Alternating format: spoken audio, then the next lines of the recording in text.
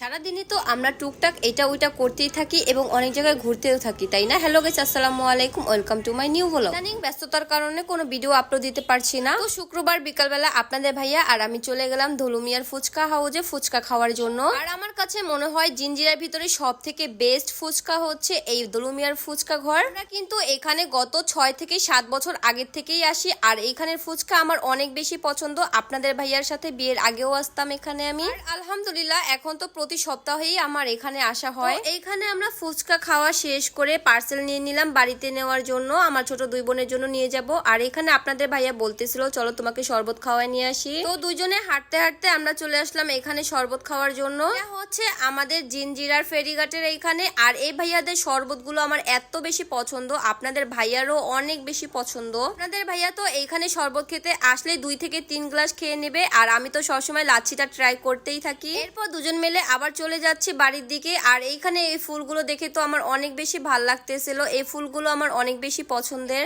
দুজন মিলে লাচ্ছি আর শরবত খেতে খেতে আমরা বাড়ির দিকে রওনা হলাম। আর এর ভিতরে মনে পড়ে গেল যে আমরা পর্দা বানাতে দিয়ে গিয়েছিলাম। আমরা আরো 2-3 দিন আগে পর্দা বানাতে দিয়ে গিয়েছিলাম জানালার জন্য, তো এটা হয়ে গিয়েছে, আজকে আমরা নিয়ে যাব। আপনাদের ভাইয়া ভিতরে ঢুকে গেল।